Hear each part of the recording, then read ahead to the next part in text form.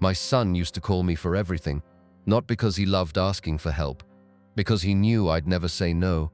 When his car broke down, I drove 3 hours with a toolbox. When he lost his job, he moved into my house for 8 months. When he wanted to start a landscaping business, I mortgaged my paid-off cabin and loaned him $180,000. I never asked for interest. I never asked for a contract. He was my son. That was enough. My name is Thomas Calloway. I'm 68 years old, a retired structural engineer, and until last year, I believed family wasn't measured by money. It was measured by showing up. My son, Ryan, believed something different. I just didn't realize it yet. Ryan met Claire at a charity fundraiser. She was polished, confident, the kind of woman who always knew exactly what to say. The first time we met, she hugged me and said, "I've always wanted a father like you." Looking back, that sentence should have worried me. Instead, it made me feel lucky. Their wedding was beautiful. Ryan insisted I walk Claire down the aisle after her own father passed away years earlier. People cried. Claire cried. Ryan cried. They both thanked me in front of 200 guests. Ryan raised his glass. I wouldn't be standing here without my dad. Everyone applauded. I remember thinking, Margaret would have been proud. My late wife always believed we'd raised a good man. For a while, I believed it too. The phone calls never stopped after they married. "Dad, can you watch the house while we're away? Dad, can you pick up furniture? Dad, can you help paint the nursery? Dad, can you lend us another $20,000 until closing?" Every request ended the same way. "I don't know what we'd do without you." Neither did I, because they never had to find out. Then one Sunday afternoon, Ryan invited me over for lunch. The moment I walked through the front door, Claire handed me a tiny white box. Inside, a baby pacifier. Ryan grinned. "Dad, you're going to be a grandfather." I laughed so hard I nearly dropped the box. I hugged Ryan, then Claire. I cried. I wasn't embarrassed about it either. I'd waited years to hear those words. That evening I drove home smiling the entire way. I even stopped at a toy store, bought a stuffed elephant, a little rocking horse, and a children's bookshelf I'd planned to build myself. My garage became a workshop again. Every evening, I sanded wood, painted shelves, carved tiny stars into the sides. I wanted my grandchild to know Grandpa had made something with his own hands. About 2 months later, everything changed. Not gradually. Overnight, Ryan stopped calling. Moss went unanswered. Family dinners were cancelled. When I asked if everything was okay, the replies became shorter. "We're busy, Claire's tired, maybe next week." There was always another excuse. I told myself pregnancy was stressful. I didn't take it personally. One Saturday, I finished the rocking horse. It looked beautiful. Smooth oak hand-carved handles, soft leather seat. Exactly the kind of toy Ryan used to ride when he was little. I loaded it into my truck, drove to their house. Didn't plan to stay long. Just drop it off, congratulate them again, then leave. As I walked toward the front porch, I heard voices through the open kitchen window. "Claire, he's going to expect to be around the baby all the time." Ryan laughed. "He'll get the hint. What if he doesn't? We'll set boundaries." Claire lowered her voice. "I don't want that old-fashioned influence around our child." Ryan answered so casually, it almost sounded rehearsed. "Once the baby's here, Dad won't really fit into our life anymore." My hand tightened around the rocking horse. Claire laughed. "And honestly, his house would be much more useful than his advice." Ryan chuckled. "I've been thinking the same thing. We could convince him to downsize. If he moves into assisted living, we could rent the place out." Neither of them knew. I was standing less than 15 feet away. I quietly placed the rocking horse beside the front door. Knocked once, then stepped back. Ryan opened it. His smile appeared instantly. "Dad!" Before he could say another word, his phone vibrated. He glanced down. His face changed. Then, without realizing it, he handed me the phone instead of putting it in his pocket. "I think that's yours." He stopped. Too late. The screen was already facing me. It was a message from Claire. "Don't let him think he'll be around the baby. He'll only ruin everything." Ryan snatched the phone back. Neither of us spoke. For several seconds, the only sound came from the wooden rocking horse gently swaying in the breeze. Then Ryan cleared his throat. "Dad, it's not what you think." I looked at him. Then at the toy I'd spent 6 weeks building by hand. For the first time in my life, I realized I hadn't been invited into my grandchild's future.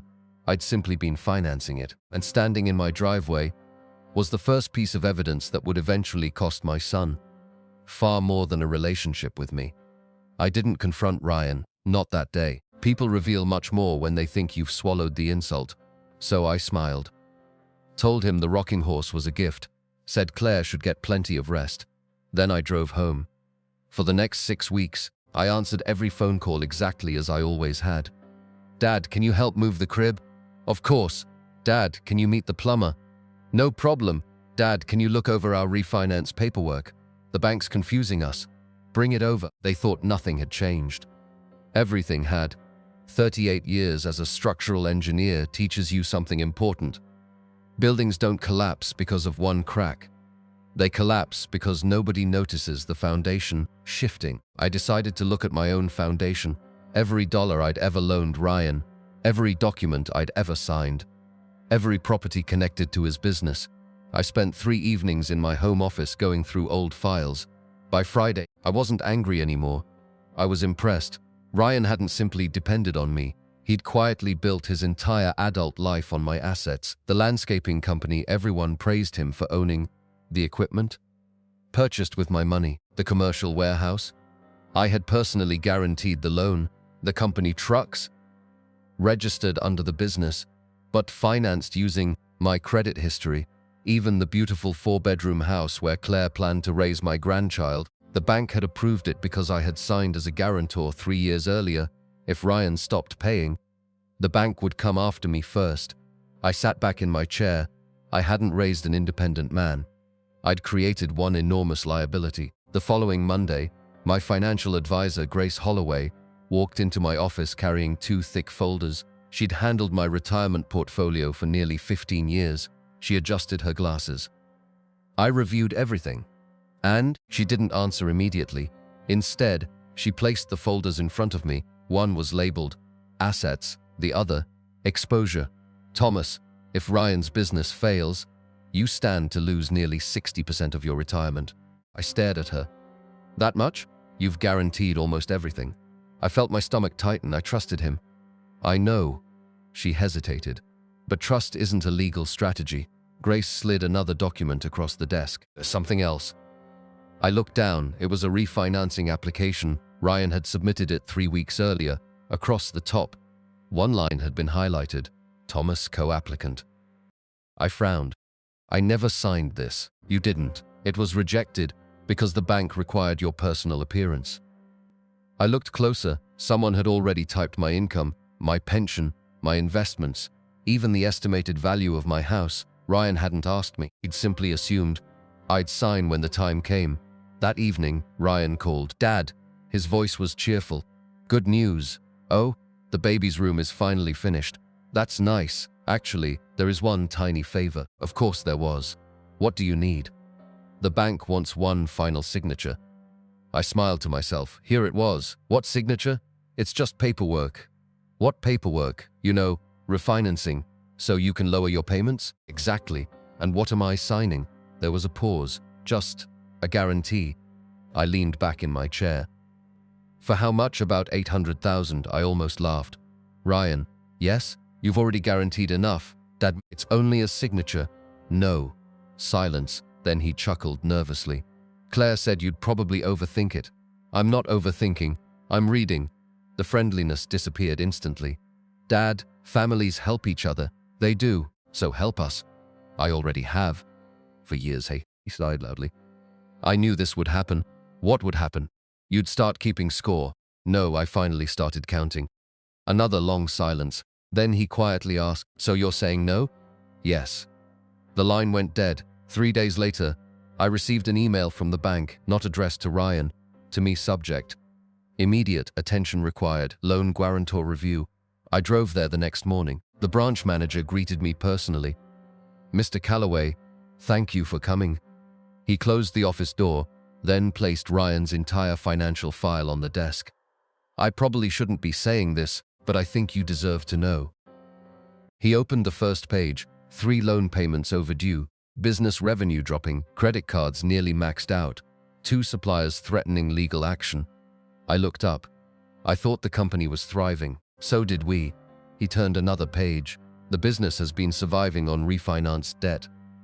I slowly shook my head. What happens if I withdraw my guarantees? The manager answered without hesitation. The bank would require Ryan to qualify on his own. And if he can't, the loans become immediately due. I looked through the office window. People were walking outside, living ordinary lives, completely unaware that one's signature, or the absence of it, could change an entire family's future. The manager folded his hands. I need to ask you something. Go ahead. Are you planning to continue risking your retirement for someone who clearly believes you'll always rescue him? I didn't answer, because for the first time, I wasn't thinking about revenge. I was thinking about freedom, and I had just realized the strongest revenge isn't destroying someone's life. It's refusing to keep carrying it. I didn't withdraw my guarantees, not immediately. I wanted Ryan to make one final decision, one that couldn't be blamed on me. The baby was born on a rainy Thursday morning. A little girl, 7 pounds. Healthy. Ryan texted me a picture. She had my late wife's eyes for nearly 10 minutes. I just stared at the photograph.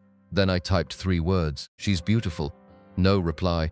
An hour later, another message arrived. Not from Ryan, from Claire. Please don't come to the hospital. We need time to bond as a family. We'll let you know when we're ready for visitors. It hurt, but I respected it. I didn't go.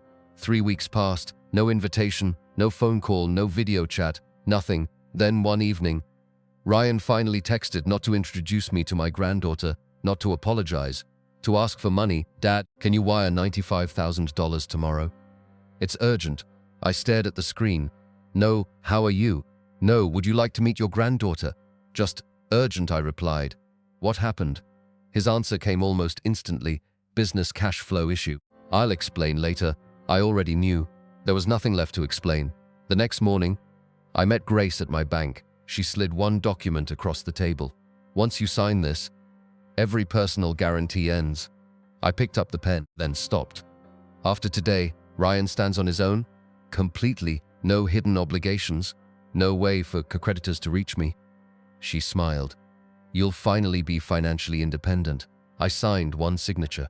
30 seconds, 40 years of carrying someone else's future, ended. I didn't tell Ryan, the bank did. Apparently, not very gently, because my phone exploded that afternoon. 7 missed calls, 4 voicemails, 12 text messages. The final one simply said, Dad, what did you do? I waited until evening before calling back. Ryan answered on the first ring. You pulled out. Yes, you blindsided me. I've been guaranteeing your life for 11 years. You could have warned me. I did. When? The day you asked me to risk another $800,000. You knew the bank would freeze everything. No, I knew the bank would finally evaluate your business without my name attached. His breathing became heavier.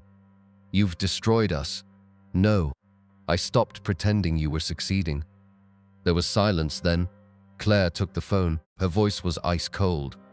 I knew you never accepted me. This isn't about you. It is. You've punished your own granddaughter.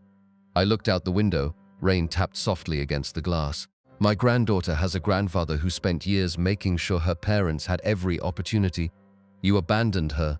No, I stopped enabling her parents. Claire laughed bitterly. Fine, then don't expect to see her. I didn't answer because she'd unknowingly said something important. Don't expect to see her. Not. You can't. Not. We'll get a restraining order. Just. Don't expect to. It wasn't about protecting a baby. It was leverage. 3 days later, the bank officially demanded immediate repayment of Ryan's commercial loans. Without my guarantee, they wanted proof his business could survive. It couldn't. Suppliers refused further deliveries. Equipment leases were cancelled. The warehouse owner terminated the lease after months of unpaid rent. Within 2 weeks, the landscaping company Ryan had bragged about for years no longer existed. Then came the surprise. Not for Ryan. For me, one Tuesday afternoon, someone knocked on my front door. It wasn't Ryan. It wasn't Claire. It was Michael Donovan, the largest commercial property developer in the county. His company had hired Ryan's landscaping business several times. He introduced himself politely. "I've been trying to locate you. Why?" "I recently learned you were the real reason Ryan's company ever qualified for our contracts." I frowned. "What do you mean?" "Our insurance department reviewed the bankruptcy filings. They noticed every major guarantee carried your financial backing." He smiled. "I prefer doing business with people who honor their commitments." He handed me a business card. "My company is expanding. We need someone to oversee infrastructure consulting." I laughed. "I'm retired. I know. I'm not offering you a full-time job." "What are you offering?" "A seat on our advisory board." He named the annual compensation. I honestly thought I'd misheard him. $240,000 a year? For approximately 8 meetings. I stared at him. "Why me?" "Because while your son borrowed your reputation, you earned it." That evening, for the first time in months, I slept peacefully, not because Ryan had lost everything, because I finally understood something. People can inherit money. They can inherit houses, sometimes even businesses. But reputation, that has to be earned, and my son had just discovered mine was never his to spend. The bankruptcy hearing lasted 12 minutes. Ryan didn't look at me once. Claire sat beside him holding the baby. My granddaughter slept peacefully through the entire proceeding. She had no idea. Her parents were watching the life they'd built disappear. The judge approved the liquidation. The landscaping company officially ceased to exist. When we walked outside, reporters weren't waiting, creditors were. That was somehow worse. For nearly 4 months, I heard nothing. No phone calls, no angry messages, no guilt trips. Just silence. Life became peaceful again. I accepted the advisory board position. Not because I needed the money, because I enjoyed solving problems again. My mornings were filled with meetings. My evenings, fishing, reading, living for the first time since Margaret passed away. I wasn't carrying someone else's responsibilities. Then one Saturday morning, Grace called. "Thomas, I think you should see something." She sent me a public property listing. I opened it. Ryan and Claire's house for sale. Bank-owned, action scheduled in 3 weeks. I looked at the estimated value, almost $600,000. Expected auction price, less than half that. Grace sighed. "They've lost everything." I nodded slowly. "I know, you could buy it." I smiled. I could. The auction room was packed. Investors, developers, real estate companies. Ryan sat quietly in the back row. Claire held the baby against her shoulder. Neither of them noticed me until my name appeared on the bidding screen. Ryan's head snapped toward me. His face turned white. Claire whispered something urgently. The bidding climbed quickly. 200,000, 240, 270. One by one, the investors dropped out. The auctioneer looked around the room. "Any higher?" Silence. He raised the gavel. "Sold." To me, Ryan caught me outside before I reached my truck. "Dad!" His voice cracked. "You bought our house?" "I did. Please, you have to give it back." "I don't have to. The baby's nursery." "I know." Claire walked over carrying my granddaughter. For the first time, I saw the fear behind her confidence. She quietly said, "We have nowhere to go." I looked at the little girl sleeping peacefully in her mother's arms. None of this was her fault. Not one part. I turned back to Ryan. "When your mother was dying, she asked me for one promise." He frowned. "What promise?" "That no matter how disappointed we became, we would never punish a child for an adult's choices." Ryan lowered his head. I took a deep breath. "I'm keeping that promise." Hope appeared on Claire's face, then I continued. "I'm not giving you the house." Their expressions fell again. "I'm giving your daughter a home." They looked confused. I handed Ryan a folder. Inside was a trust agreement. Attorney Richard Collins had prepared it the week before. Ryan flipped through the pages. His hands began shaking. "The house belongs to Emma?" I nodded. "Effective immediately." Claire whispered, "But she's only 4 months old." "Exactly. The trust owns the property. It can't be sold. It can't be refinanced. It can't be borrowed against. It can't be used as collateral." Ryan looked up. "What about us? You may live there, rent-free." Both of them stared at me. "But there are conditions." Ryan swallowed. "What conditions?" "You both get full-time jobs. You pay every utility bill. You maintain the property. You attend financial counseling. And every dollar you save goes into your daughter's education account." Claire quietly asked. If we don't, then the trust removes you from the property. Silence. Long, heavy silence. Finally, Ryan started crying, not loud, not dramatically, just quietly. I'm sorry. I know. No, I mean it. I know I became the kind of man who only called when I needed something. Yes. I used you, yes. I let Claire convince me that once we had our own family, you didn't matter anymore. Claire wiped away tears. That wasn't all me. She looked at me directly. I encouraged it. I thought independence meant cutting people off. I was wrong. I nodded. You were. Ryan stepped closer. I don't deserve another chance. No, you don't. His shoulders slumped. But your daughter deserves better parents. I looked at both of them. So earn the chance. Not from me, from her. 18 months later, Ryan worked as an operations manager for another landscaping company. Claire had become a pediatric nurse. Neither of them drove luxury vehicles anymore. Neither of them lived beyond their means. Every month, without fail, they deposited money into Emma's education account, not because I forced them, because they finally understood what building a future actually looked like. As for me, every Saturday morning, a little girl with bright blue eyes runs through my front door yelling, "Grandpa!" She doesn't know about the bankruptcy, the auction, the betrayal. She only knows two things: that I always have pancakes waiting, and that the old wooden rocking horse sitting in my living room was built by her grandfather before she was even born. Sometimes Ryan watches her ride it in silence, then he'll look at me and smile. Not because everything was forgiven overnight, because some lessons are expensive. And the most valuable inheritance a parent can leave isn't money. It's the opportunity for their children to become better than they once were.